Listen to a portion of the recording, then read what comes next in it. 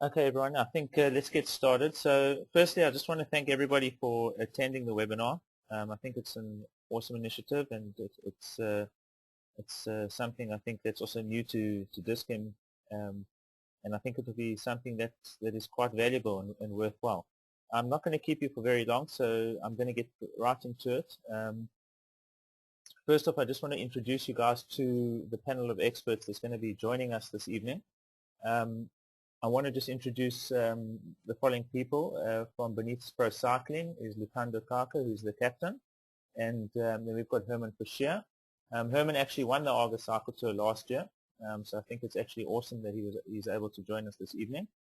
From Team Westvaal BMC, we've got Patten and JC Nell, both also very good cyclists, and I think that there's a good mix of pro cyclists here that can give us a little bit of their take and their opinion on how to gear up for a race like this.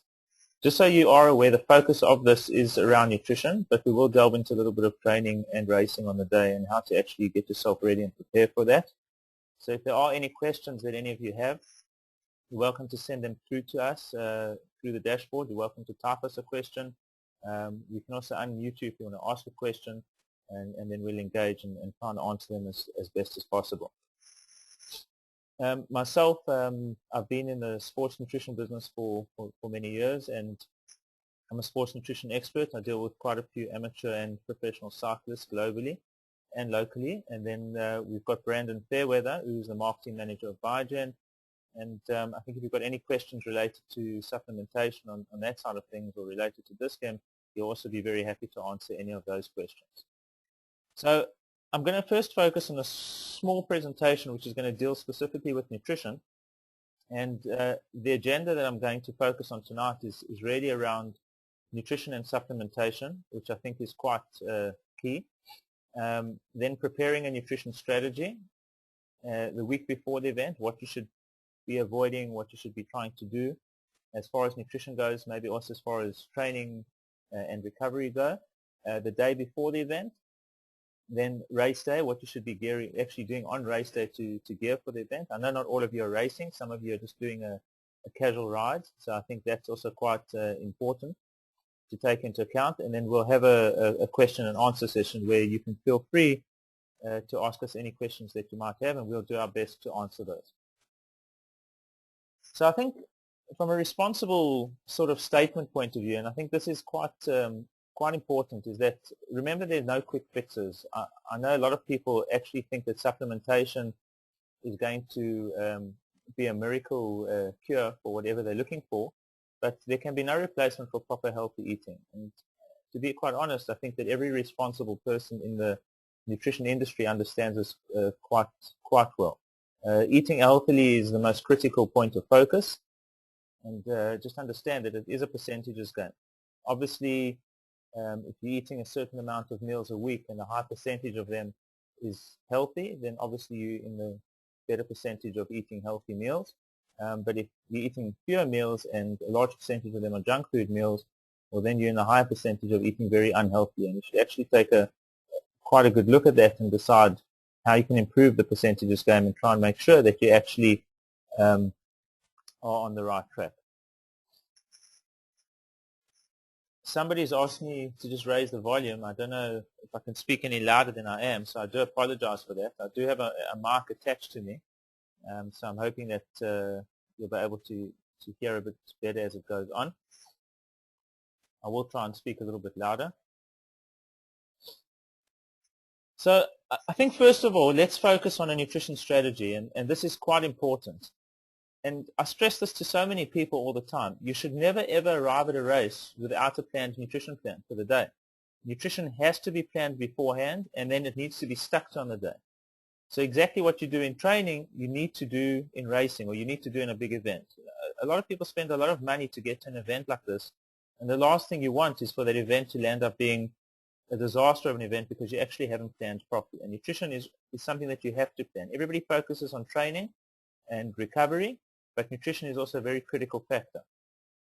The rules of engagement around planning your nutrition strategy are quite simple. Always test your nutrition during training, as I mentioned.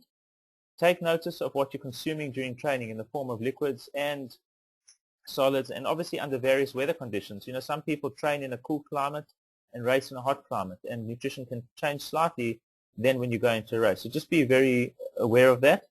Just as an example, if I'm doing a race that's in a hot climate and I'm staying in a cooler climate, I will tend to train a little bit later on in the day if I can. Otherwise, I get that to weekends to try and mimic those sort of race temperature conditions to see how my body will respond to that. Always take note of your energy levels before, during, and at the end of your session. If you finish your session strong, you know that's a pretty good sign. If you finish your session flat, you need to go back to the drawing board and look at where you possibly could tweak and do something a little bit better. Once you're satisfied, you need to test it out. And the way to test it out is to actually pick a long training session, which will mimic maybe, you could say, the distance or the time of the possible event. Eat what you would eat as a pre-training meal, so what you would exactly do on race day. Eat in the morning, go out fairly hard, not at race pace, but slightly maybe slower than race pace, and feel as if you would be doing that during the race. And if you feel strong at the finish, then you know that you can actually bank that nutrition plan and utilize it for the race. And then stick to it. And you can test it a couple of times before you get to the big day to make sure that you are on track. The week before the event is a critical week. And I think it's very important to understand that training time is definitely over. You're not going to get fitter in the week before an event. You're in a taper period. The volume of your training is reduced. You might have a couple of rest days in between. You might have a few sharpening sessions when you do a little bit of light intensity. And I think the biggest focus there is on actually recovery. But another big focus is obviously on the nutrition. When people are training and putting in large volumes, they tend to eat obviously a little bit more. During that rest week, you need to understand that you need to eat correctly, because what you eat and how much you eat during that week can actually affect you on the day. So that's the one aspect that you can actually completely focus on, and that is around the nutrition. I just want to actually, I've got a little poll that I want to launch while I'm here. I've created a few polls for the attendees, and I think it would be a good opportunity just to see how many of you have actually done an August cycle tour. I'm just going to launch this poll quickly. It would just be nice to get an idea from us, from our side, to see who's done in August, and if so, how many have you done? Maybe some of you have done 10, 20, maybe some of you this is the first time you're doing it. So from our point of view, it would be quite interesting to see. Okay, I'm going to close that poll. So very interesting. 27% of the audience that are sitting online at the moment, this is their first August cycle tour, and I think that's quite interesting. So hopefully we can provide some value for you this evening. Okay, so what should you be avoiding the week leading up to an event? And to me, this is very, very critical. Things like refined carbohydrates and excessive sugar, you should try and stay away from. If you are an excessive sugar and excessive carbohydrate eater, try and reduce it slightly. Remember, you are going into a period of reduced training volume, and you don't want to overdo it. Processed foods such as instant microwave quick meals, deep fried food, sugar-laden foods, chocolate cereals, tinned fruits, all of these kinds of foods you should try and avoid the week before the event, because they can impact your digestive system negatively. They can have an impact on your immune system. And one of the things is you want to make sure that you've spent all this money to get to an event. You want to make sure that you get there healthy and in good condition to have a good day out. Don't eat excessive high-fiber foods. It can cause bowel discomfort. And another thing is excessive stimulants. I know people are coffee crazy in today's generation, but try and keep that reduced as much as possible. One of the things that you need to focus, and you'll see this in one of the other slides on, is hydration. And by consuming excessive amounts of caffeine, you actually end up consuming a diuretic, and you actually end up being in a non-hydrated state. You're not actually taking up as much fluid as you would like.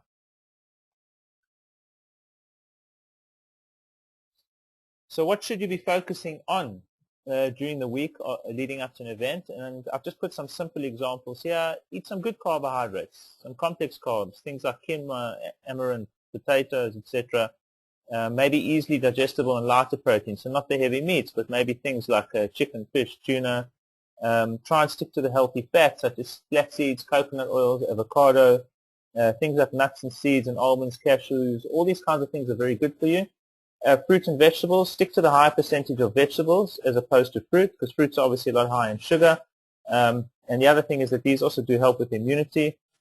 So I think it's very good to try and vary and eat nutrient-dense foods that can keep your immune system up and keep your energy levels up for the big day.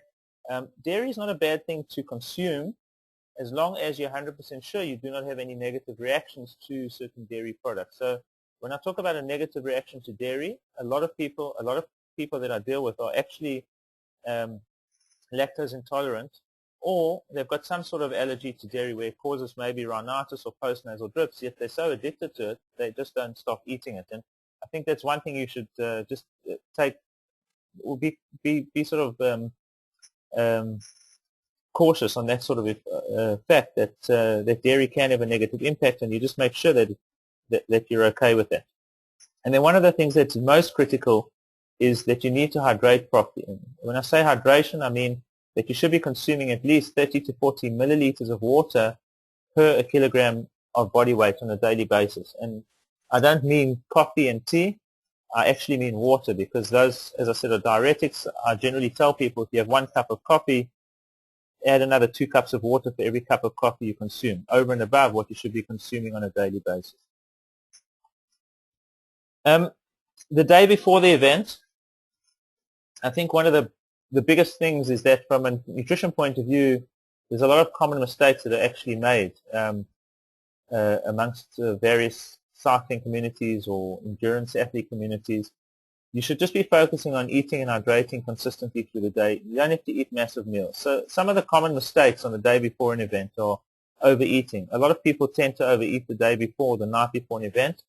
And all this does is leads to complete system overload and complete digestive discomfort. It can also lead to emotional distress by heightening pre-race nerves. And really, it's something that is not necessary. Remember, the whole week leading up to the event, you should be eating consistently. The day before, there's no need to go and overdo it. Another thing is underhydrating. I often work the expos at a lot of these events, and I do notice people walking around for many hours going shopping, yet the day before the event, they're actually not drinking anything. So make sure that you're consuming some fluid throughout the day. Try and take in that amount of fluid. It's quite important. One of the most critical factors of any event that you do, or any race, is that you need to be 100% hydrated, and that doesn't mean drinking on the day. It means that your muscle uptake of the fluid has to be 100%. You want to arrive at that event completely hydrated. Carb loading is quite a debatable subject. Remember, I've mentioned before, the days leading up to the event is a taper week, meaning reduced training. So naturally, your glycogen stores will top themselves up if you eat correctly and eat properly every single day. There's no need to overdo it the day before, the night before. You should rather focus on smaller meals, have a comfortable dinner, and rather focus on a good night's sleep, because lying in bed with a hugely loaded stomach is just going to actually keep you awake at night, and you're not going to get much sleep, and throw your pre-race nerves on top of that. It's just not something that you want to put your system under. Carb loading is really, it's not a big thing for an event like this, and you don't want to arrive at an event overweight as opposed to your normal race weight, because that can also lead to injury and to quite a bit of discomfort. I mean, glycogen itself does have a certain weight to it, yes, so you can be slightly heavier, but there's plenty of people that overdo it, and they actually land up being maybe 2 kilograms heavier on race day. You try and ride with 2 kilograms more weight than what you've trained at, it's actually very, very difficult. So that's something that you should just take notice of as well. On the race day, the morning is extremely critical, and one of the things that I notice is that a lot of people tend to miss that race day meal, and it is such a critical meal. You need to be able to get up in the morning, and you need to have something to eat a couple of hours before that race. It doesn't matter how early you get up. It is a very, very critical meal, because it's going to actually top up your tank, and that fuel that you're taking in the morning is going to become available to you a bit later on when you go and actually start that event. So ensure that you do take something. Generally, I like to consume a meal at least 3 hours before an event. There are some cyclists, I know a lot of pro cyclists who like to consume a decent meal 4 hours before the event, and then they top up frequently up until it. But definitely take something in. It doesn't have to be a large meal, but something around the 300, 400 calorie mark, something that's comfortable.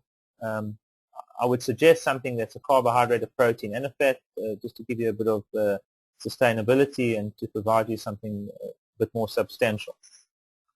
Do not overdrink because you overload the bladder.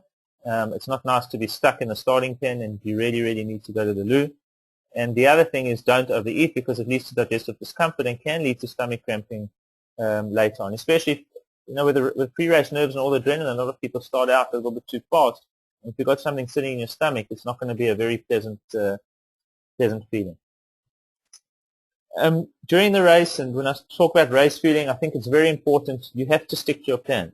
Do not experiment with new things on race day. If you do that, you're only going to land yourself up in trouble. Stick to what you've actually planned to do. I always suggest only drink to thirst. Please only drink to thirst. Remember, temperatures vary through the day, so fluid intake is not something that you can cast in stone. And we've got a God-given thirst mechanism, which is a completely accurate trigger. And what will actually happen is that you'll recognize when you're thirsty, and you'll be able to take in the fluid accordingly. And then feed frequently. I think it's best to feed consistently through an event to keep your energy levels topped up. Don't wait long between feeds. It can have a negative impact on the digestive system. If you wait too long between a feed and then all of a sudden you go and you put in a large amount of carbohydrates into your system, if you consume a gel and your body's feeling very empty and dry, it can be a bit of a problem when you take it in. It can be a bit of a shock to the system. So try and keep the feeding a little bit more frequent, and especially earlier on, and you'll definitely reap the benefits of it towards the end of the event.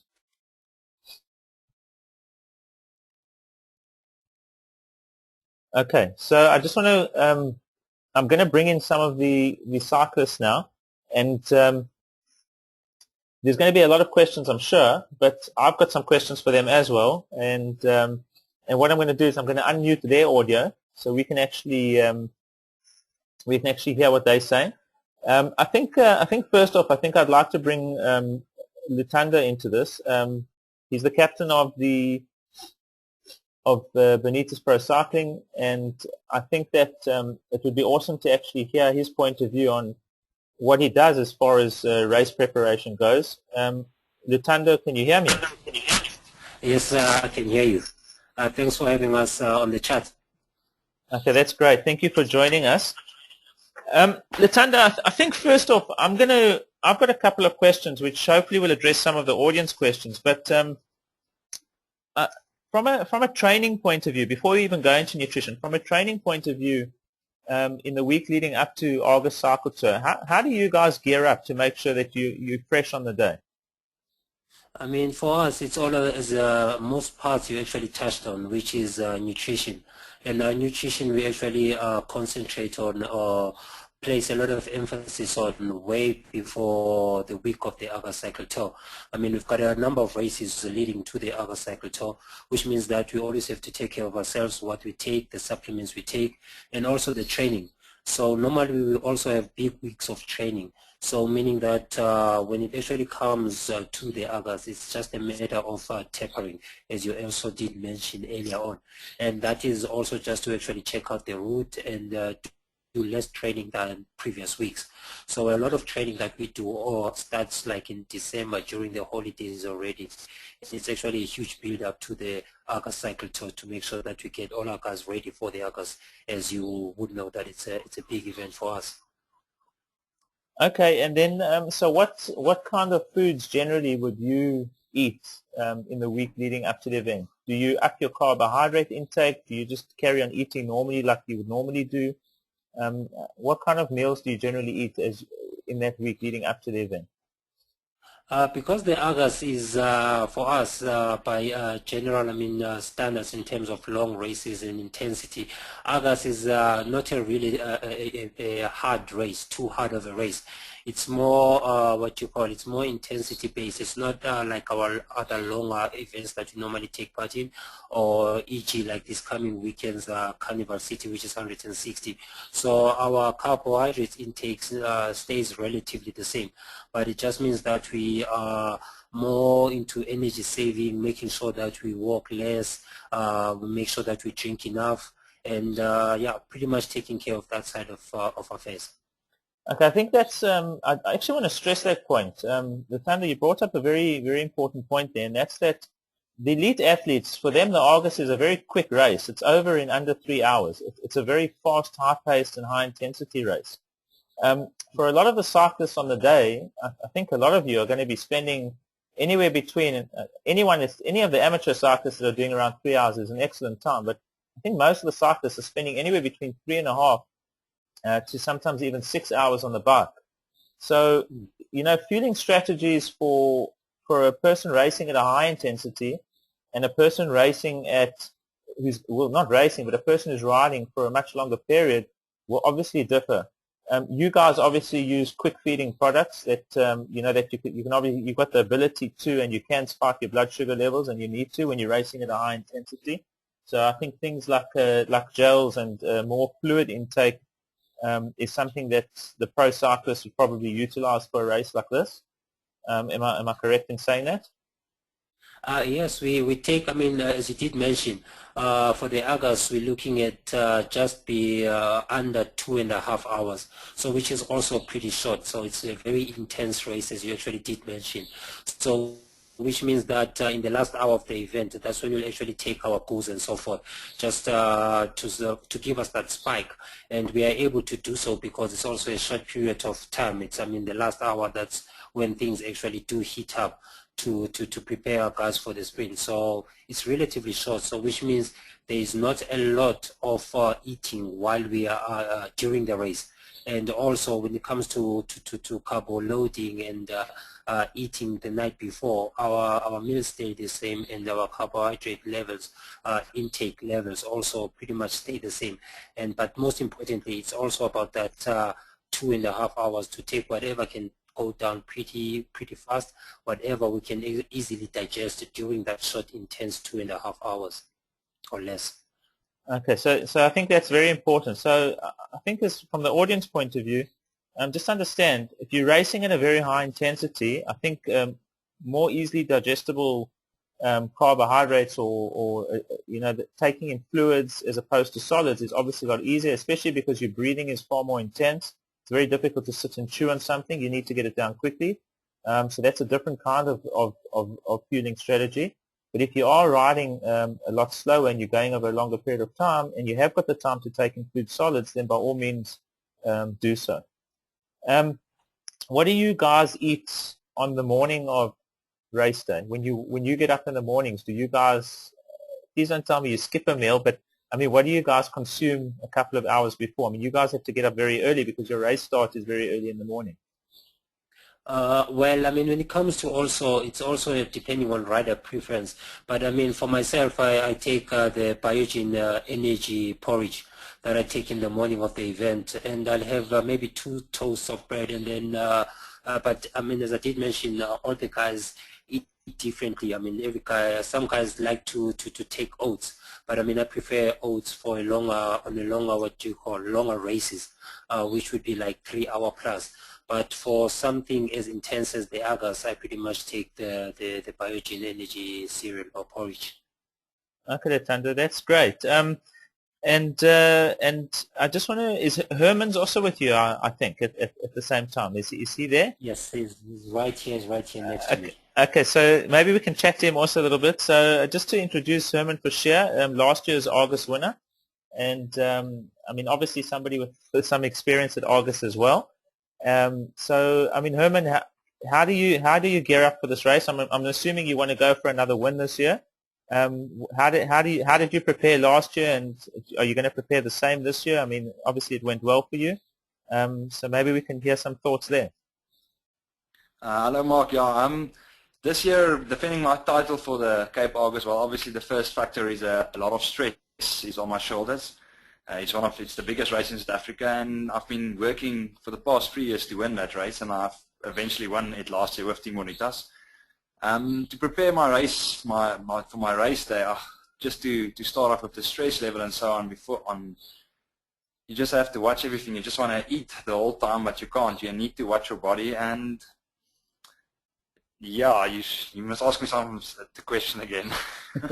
I just so one of the things is okay, in the week leading up to the event, I mean, obviously you're tapering off your training, Yes, I know it's very difficult to manage your food intake. So like those 2 days before the event, what do you generally focus on consuming as far as food goes? What do you consume the night before and the morning of the race? Yeah, well, the 2 days before the race, you just try to relax and stay calm and stay off your legs. Try not to eat too much. My morning will consist of just a bowl of muesli and a cup of coffee, only one cup of coffee a day, and then try just not to overeat the 2 days before, just to try as your normally routine go, because the August, it's a big race, but it's only 112 kilometers, so you can't, like you said, eat too much and end up on the line starting with 2 kgs overweight in an hour, factor 2 kilograms overweight to go over Chapman's Peak and Suikerbossie. That's going to be a big back draw. Then the night before, I'll just have my pasta with some salmon in it or so, nothing too heavy like meat or so. It takes too long to digest in your system, and you can't start the race on a full stomach from the night before, so you try to get something that digests pretty good and not keep you back. Okay, thanks very much for that. I've got a question from some of the audience here. Well, there's a couple of questions. We will get to all your questions, by the way, but and Tony actually asks, what would you eat before the event or the morning of? I think that we've probably pretty much answered that. I mean, I can give some ideas. Luthando mentioned the Biogen energy porridge. There's things in the market like Future Life. There's you can eat rolled oats. You can have toast. You can have whatever I think is a sustainable, preferably something that doesn't spike your blood sugar levels too much. You need some stability. I preferably like to eat rolled oats and I add some peanut butter or almond butter to it, and I mix it up and a bit of coconut milk, and I find that's quite a nice pre-race meal. Another thing that some of my pro cyclists do is they take Nutella or peanut butter, they put it onto toast, and they actually slice some banana and they eat it like that. I think everybody's very different, so you need to find what works for you, but something that's very stable on the system. For those people that, because there was a question as well about low-carb, high-fat dieting, that's a completely different story altogether, because the guys aren't eating carbohydrates before they go into an event like this. I think in that state, you need to look at taking in some medium-chain triglycerides and things like, eggs are fine, but you need to try and up the fat content. And I would say that something like coconut milk or coconut fat, or if you want to have eggs and fried in coconut fat, that might not be such a bad idea to be able to give you a little bit more substantial fat that you can actually utilize later on, because those are the guys that don't actually rely on carbohydrates for fuel. But of course, the intensity of the race is actually going to determine what you actually need to take in. I've got another question here, and this is something that's not nutrition related, but somebody's written here, how can they avoid cramping? And my first answer to cramping is that cramping is generally actually caused by undertrained muscles. That is definitely the first and primary cause of cramping. It's an undertrained muscle. It doesn't mean that you haven't trained hard enough. It means that you haven't trained the relevant muscles for the event that you're doing, and if you cramp during that event. Because what actually happens is if you're performing at a very high intensity during training and you perform at a lower intensity during a race, you've got the susceptibility of cramping. At the same time, if you perform at a lower intensity during training and you race at a high intensity, you also definitely run the risk of cramping. And I think that could be, that's the first port of call. You need to train how you're going to race. I mean, there's no doubt. I mean, would you guys agree with that, Luthando and Herman? I think it's very important. For sure. You train to prepare for the race and you train as you race. Definitely.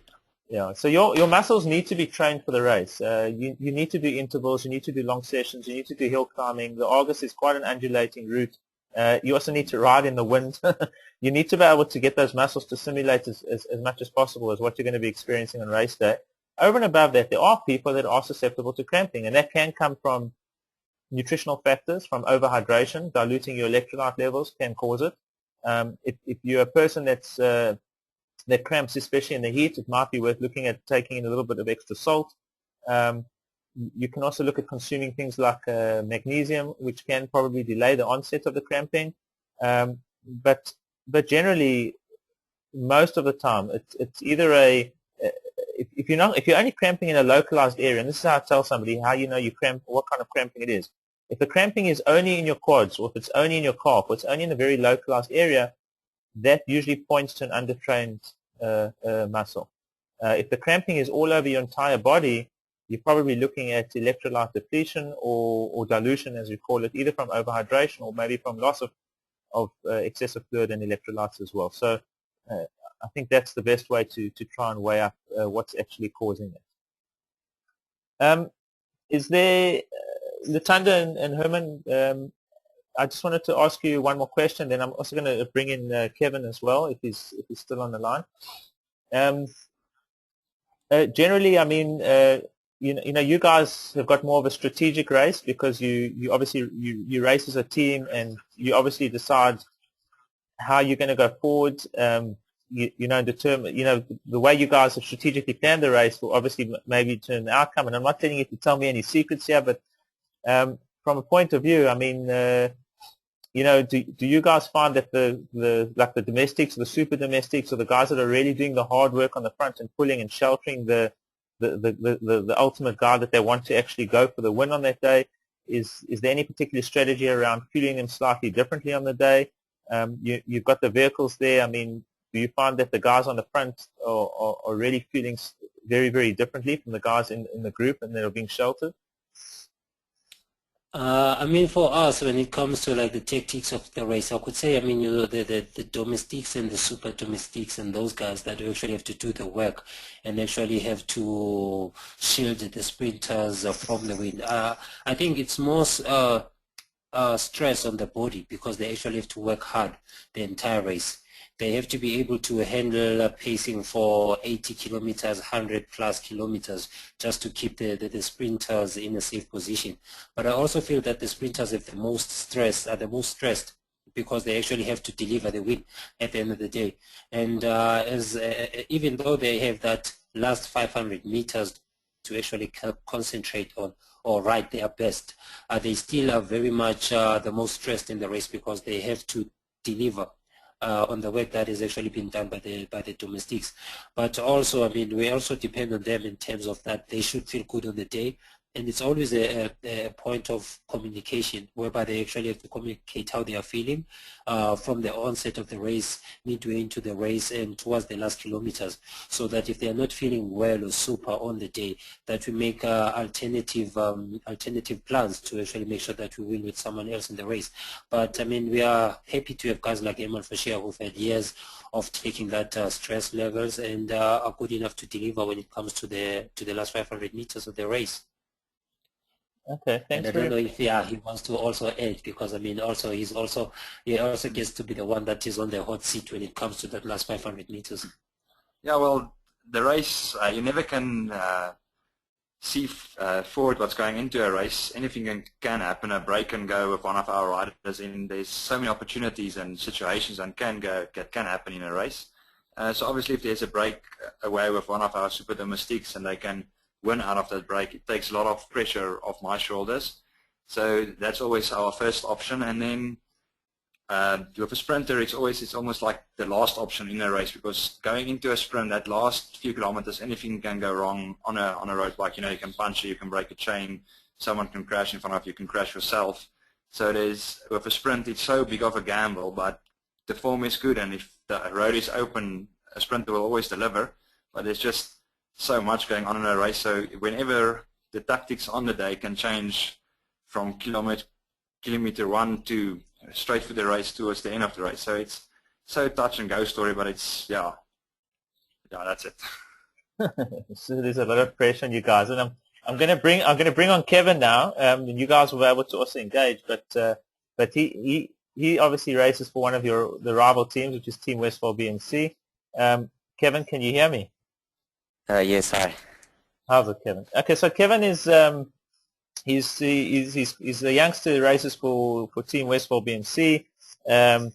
He's also, if I'm not mistaken, under 23 Gauteng provincial champion, and has taken a number of wins in some races this year. And so, Kevin, I mean, I've actually just got a question actually from the audience, which maybe you should answer, and I'll just put this across to you: is how do you taper? All right.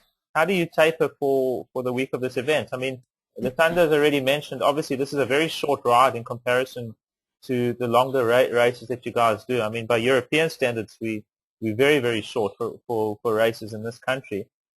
So you know, this, even for such a small event, there's still a large amount of pressure on an event like this, even at such a short distance. How do you taper and prepare yourself for this event?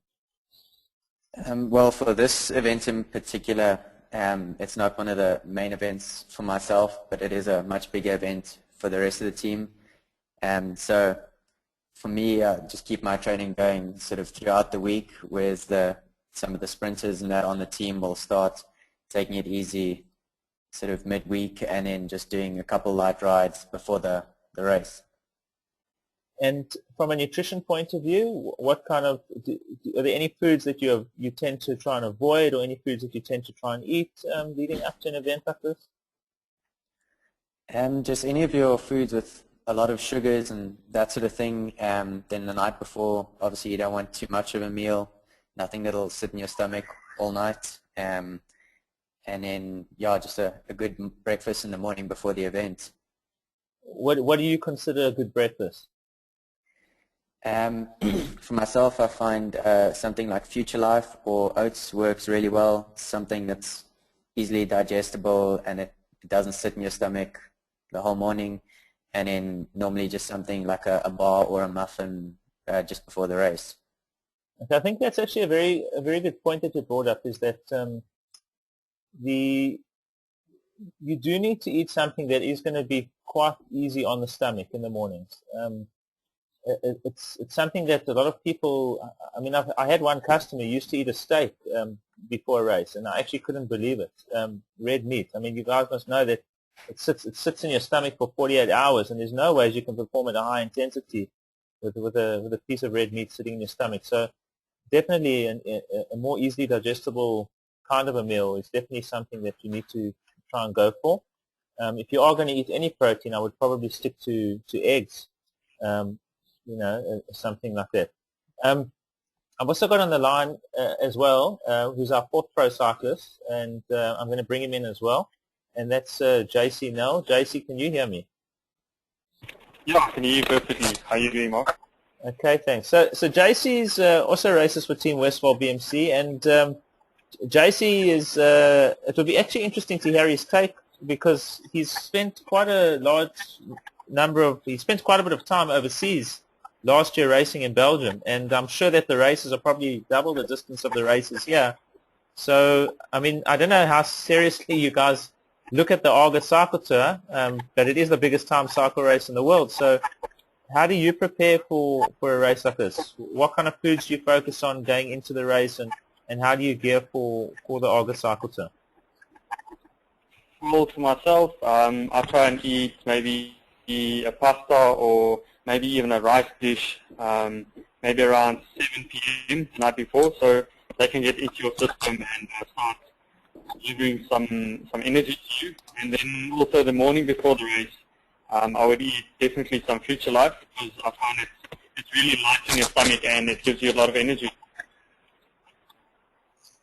Okay, and then and then during the race itself, I mean, you guys, how many hours do you eat? How many hours before the race do you guys eat? I actually haven't asked you that. All of you guys can actually answer. I think it'll be interesting to hear across the board. JC? For myself, it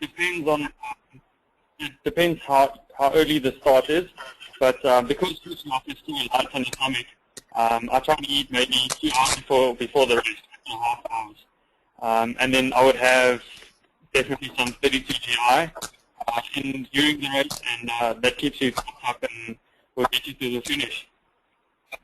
Luthando and Herman, I mean, you guys, how long before the race do you actually eat your pre-race meal?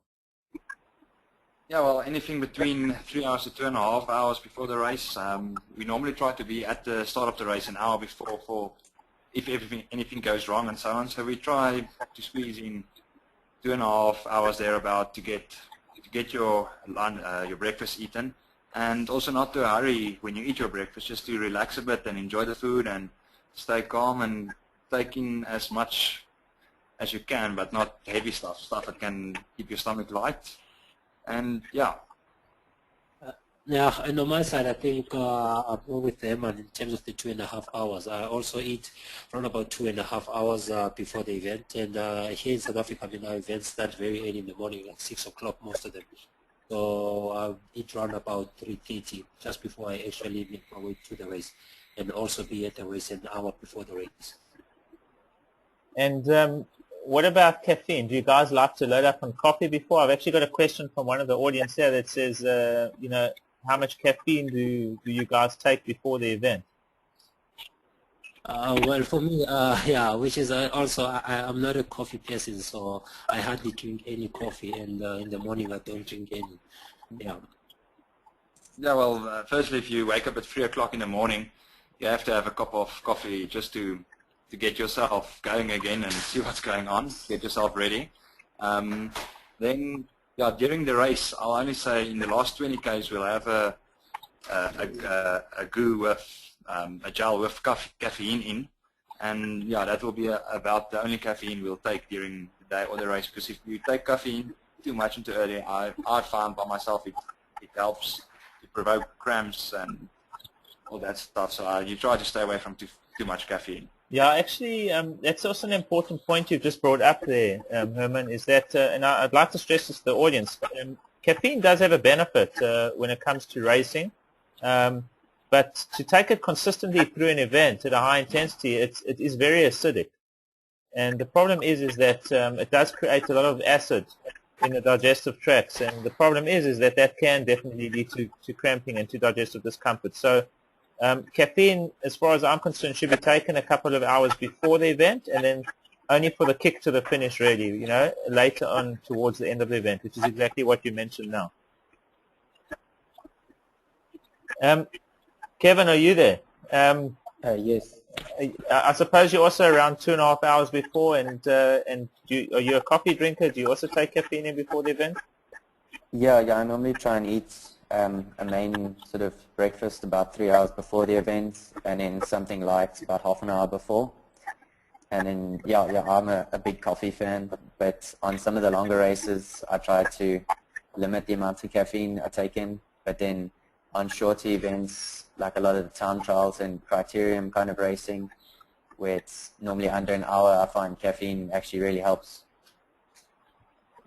Okay, I've got another interesting question here, and I think you guys would be able to answer this quite well. I'll give my opinion, but then I'll talk to you. So somebody is asking here around stage racing, and obviously the Argus isn't a stage race, and the question actually speaks around recovery.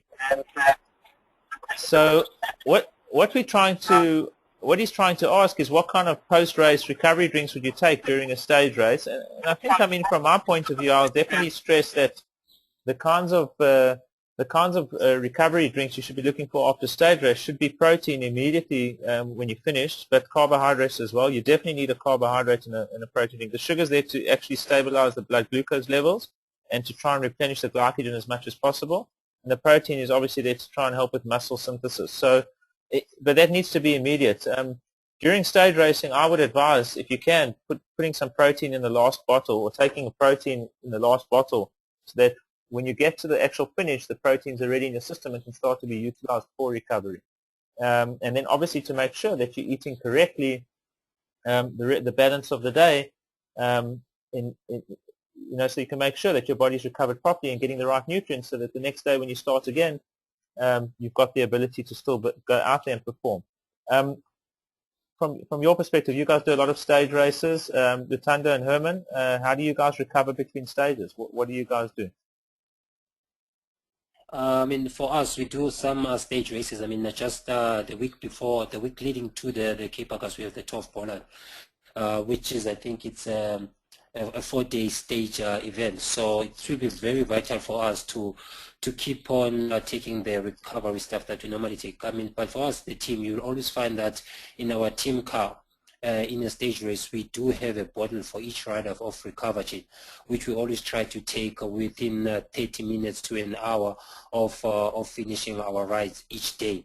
And that's also something that I preferably I prefer to take also in the evenings, just after I've had something to eat. Just an hour before going to bed, I'll have another bottle of recovery, just to make sure that I'm recovered and I'm hydrated for the following day. So it's always a must for me personally to actually take a bottle of recovery just 30 minutes to an hour after each stage. Okay, and Herman, are you the same? Yeah, well, with a stage race, as you cross the line, normally Candace Base is standing there with your recovery drink bottle and squeeze it into your hand, and you have to take it.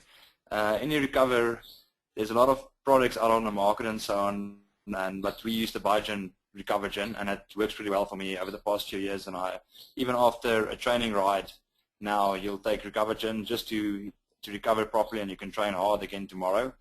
Yeah, and then just eat properly straight after the race, after your recovery gin. Try to get a nice meal in an hour and a half after the race, and then just fill up at night again, make ready for the next day. Yeah, I think that's actually quite an important point there. Is a lot of people taking recovery after a hard training session, or in your sort of circumstances, you're talking about stage racing. But one of the things that people forget about is that even after you've taken the recovery shake, you still need to fit in that, and I call it a recovery meal, at least within an hour to 90 minutes after you've taken in the recovery shake, because you still need to stabilize your system, and that meal is very, very critical. You can't miss it. Yeah, no, you have to eat after your recovery, and you have to get something solid, a nice healthy sandwich or so. Just get in your stomach, and your body can start recovery. Your body can't recover if you don't put anything in it. You're just going to keep on breaking down your body, and it's not going to work. It's not. You can't think you're going to train hard and then not eat and lose weight. It's not the way to do it. Kevin, from your point of view, stage racing and recovery? Yeah, I find it's really important to eat a lot on the bike as well, because you normally try and just keep your legs going for the next day, and you make sure you eat in order to be able to race at a high level the next day.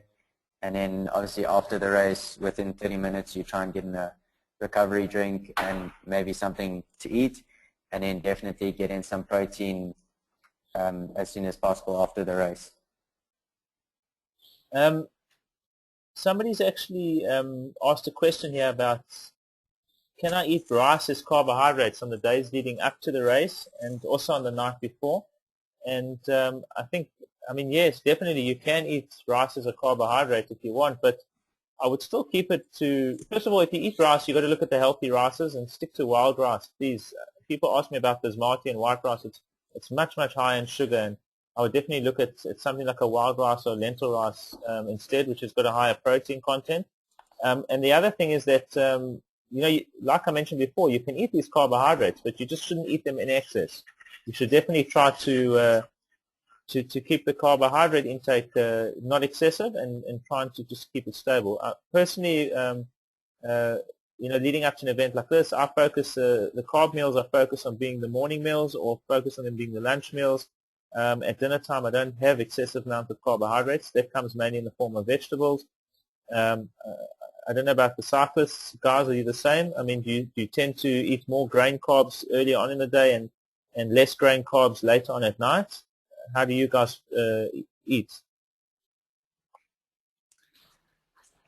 Well, for me, it's pasta the night before. That's definitely a go. But I heard Jason L said he likes his rice before a race. I think it's also what you prefer the night before, but try just to get as much as carbohydrates in. And yeah, for me, pasta does the trick. Okay, Luthando and same Herman. here. For me, the same here as well. It's I like to also eat pasta, so I prefer taking pasta. But I mean, yeah, rice I also sometimes take, but most preferably the rice. I mean pasta.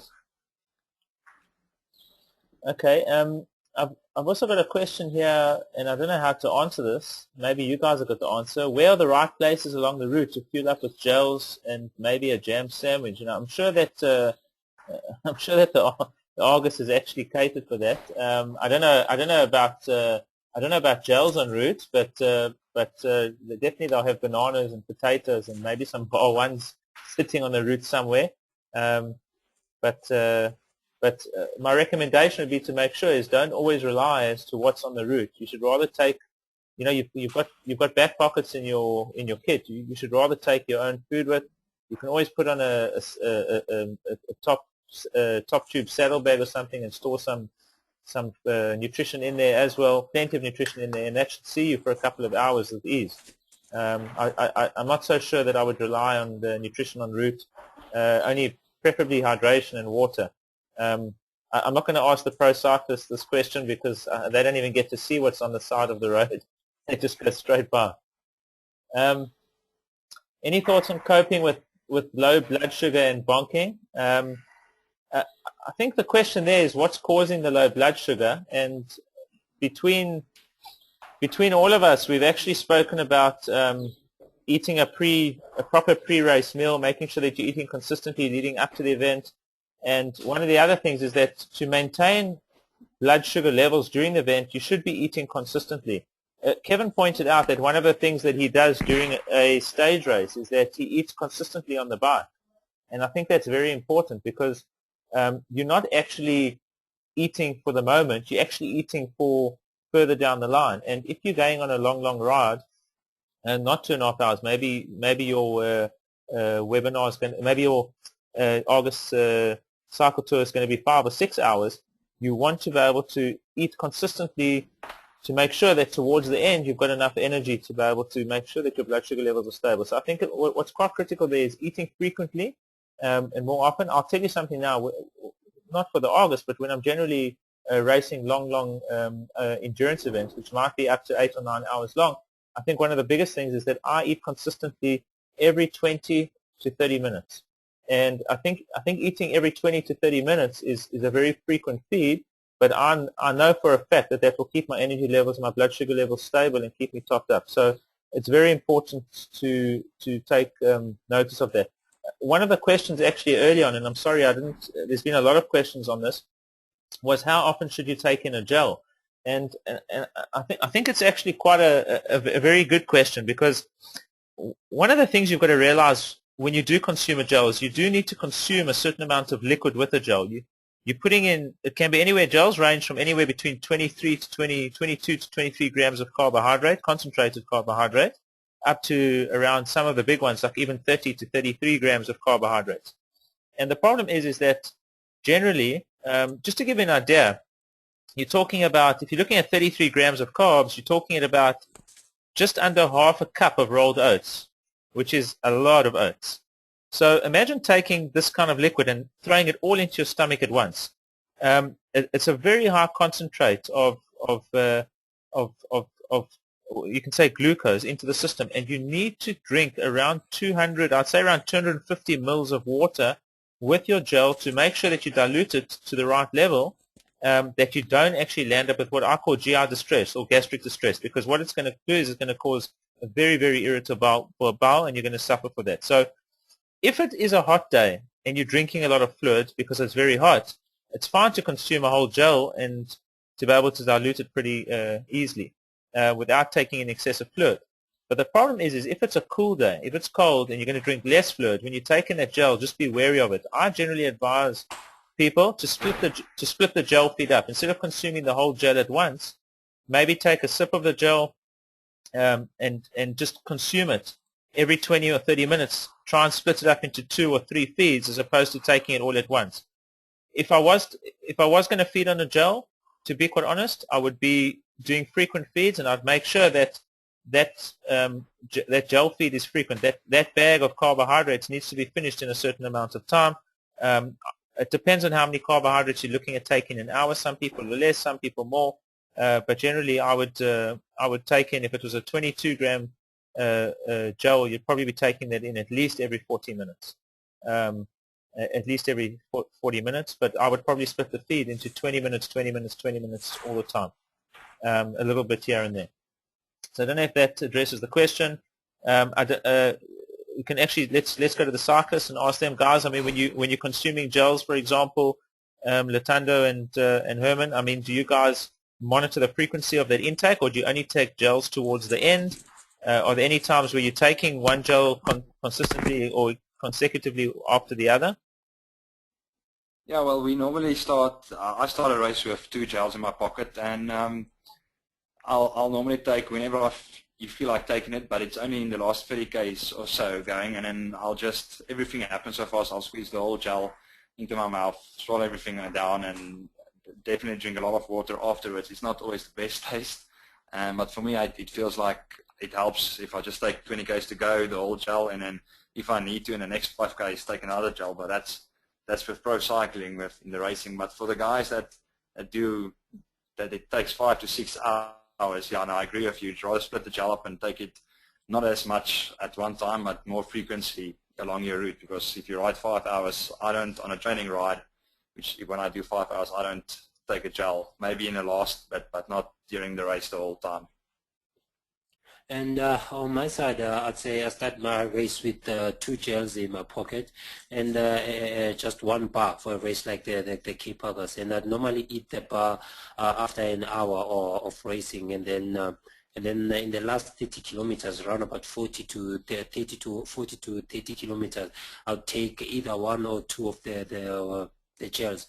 And that I would say at a race like the Cape Others, I normally take the gel just before we go onto Chapman's Peak.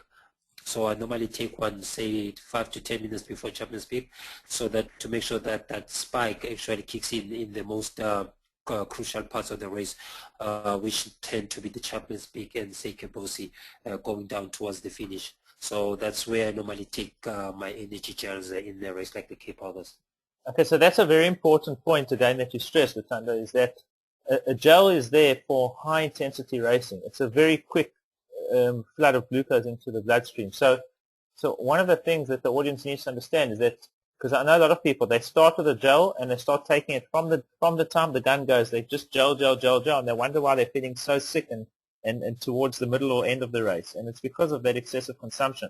Remember, if you are taking a gel, you've got to make sure that you're performing at that relative intensity to utilize the glucose that you're taking up. So if you are going to take gels, and Luthando stressed it now, they take it when they're hitting the most intense part of the races, where chances are there's going to try and be a breakaway, and that will be very, very high intensity for the guys. It's when they're hitting the bottom of Chapman's Peak, or when they're going to hit Seikabosi. Those are the opportunities that the energy levels really, really need to be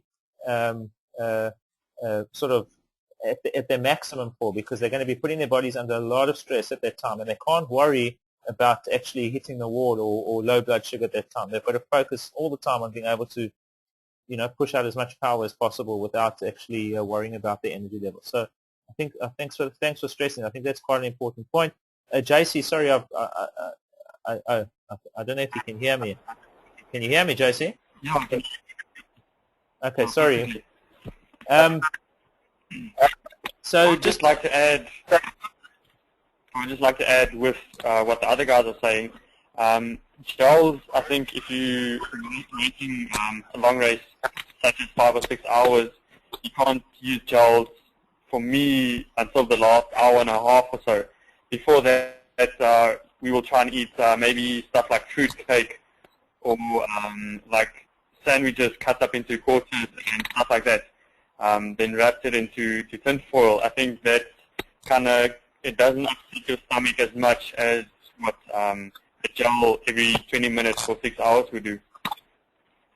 Okay, so that's another very, very important point. What JC's actually said there is a very important point. If you think about it logically, during the day, you guys, most of you, are actually eating solid meals, solid foods during the day. Now, all of a sudden, you put yourselves onto a bike and you ride for quite a few hours, all of a sudden the feed changes from solid foods to gel intake, and it shouldn't be the case. What JC mentioned is that he takes on proper foods, things that his digestive system is used to, and things that are quite easily digested and leave his digestive system actually quite stable and really feeling very comfortable. So the same should apply when you're on the bike. If you are going to go out for 4, 5, 6 hours, take some food solids. Take a proper bar or a food bar, or take a sandwich with you, or take something that you would normally eat that is quite good as far as the carbohydrate content goes, and consume that while you're on the bike, and make sure it's a decent meal. It doesn't have to be all at once. You can spread it over a period of time, but it will definitely be far, far easier on the stomach as opposed to just consuming gels consistently. I think it's very important. What he stressed there is that gels are for a specific part of the ride, and generally all the cyclists are putting them towards the end when they really need that kick to the finish, or where the intensity is really upping its game. And I think that's quite important to understand. So I've got a question for the cyclists again, so you guys can answer me. What exactly goes into the drinking bottles of the cyclists during the race? I'll start with the guys from the Bonitas Pro Cycling. If you guys could maybe answer that. With us, the team Bonitas, we use cytogen, which is a biogen product, and we find that it's much better to usually take in the races, during the race. And some guys normally do start with a bottle of cytogen and a bottle of water, but it's also personal preferences, I should say. Okay, and Kevin? At Westvaal, we race on the 32 GI endurance race drink, and then for some of the shorter events, we use the Accelerate drink. Okay, so I mean, I think there's many products on the market, and it's really a matter of deciding what works well for you. I've got a question here: is would you fill your Camelback with cytogen? And I mean, to be quite honest, the answer is you can fill your Camelback with any product, as long as I mean, personally, if that's going to be your only product and you're going out for 5 or 6 hours and you do get tired of the taste can become monotonous. Maybe it's worth taking an extra bottle of water to rinse your mouth out as well at some stages.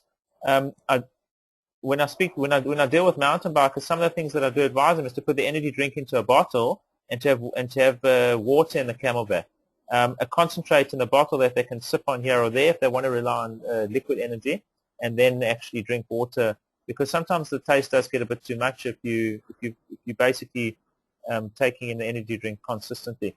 Something I do want to mention, and I think this is quite important, if you're relying on calories, in other words, the grams of carbohydrate per an hour, and you've decided I'm going to get that from my bottle, I think it's quite important to really think about that from a nutrition point of view, because when the temperature is very hot, it's all very well and fine. If you've got, say, 100 or 200 calories in a bottle, and you're drinking that bottle over an hour's period, and you're taking in the 200 calories, well, that's great.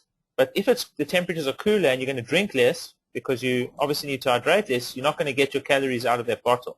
So I would recommend, if you want liquid calories, rather make a concentrate of your energy drink, and you can draw lines around the bottle and you can determine how much energy drink you want to drink per an hour, and the balance can come from water. You'll still get the electrolytes out of there, you'll still get your carbohydrates out of there, but it's very difficult to rely on it. I generally prefer to measure my food intake from solid food sources, and I use the bottle for hydration.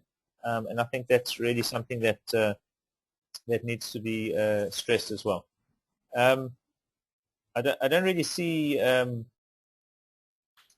any more major questions. If there's anybody that's got any other questions, I actually just want to send out another poll, which I think I wanted to do this actually on behalf of Dis-Chem, which is quite something, is where do you generally buy your endurance supplements? If you guys could just answer. I've just put a few options there, and if you guys could let us know where you generally go shopping for your endurance supplements, it would be quite nice to see.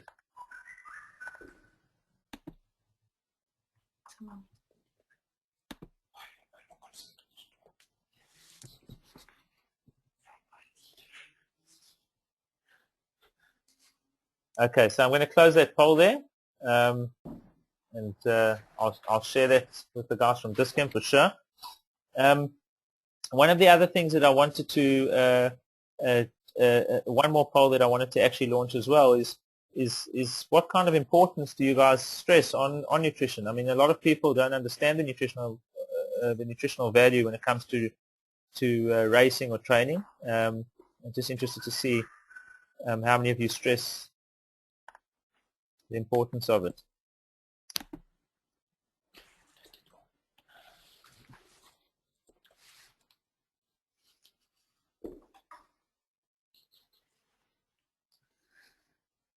Okay, I'm going to close the poll. That was the last poll. Okay, so I just want to see if there's any questions that haven't been answered. I think we've answered basically all of them. From my side, I'd just like to say thanks very, very much to Luthando and Herman and Kevin and JC for joining us. I know you guys took your time out of your day, and thanks also to Candace from Bonitas as well for assisting with this. And a big thank you to Brandon Fairweather who's the marketing manager of Biogen, and he's obviously at Dis-Chem as well for helping put this all together. From our side, if there is anybody that has missed any parts of this webinar and would like to see it at a later stage, what's actually going to happen is that recorded version of this is actually going to be put up onto a website or maybe onto one of the social media sites. It will all be basically, it's all going to be published, so you guys are able to listen to it in your own time. And I'm sure that the guys from Dis-Chem and Biogen and Bonitas will make sure that you know exactly where to find it if you do want to listen to this again. So thank you very, very much for your time. I'm going to end the session now, and yeah, we look forward to maybe doing some more webinars in the future. And there's a lot of events coming down the line. And if you did find this valuable and you'd like to hear a webinar again, then just drop us all an email and let us know. And that's it. I want to close off. Thank you very much, everyone, and have a good evening.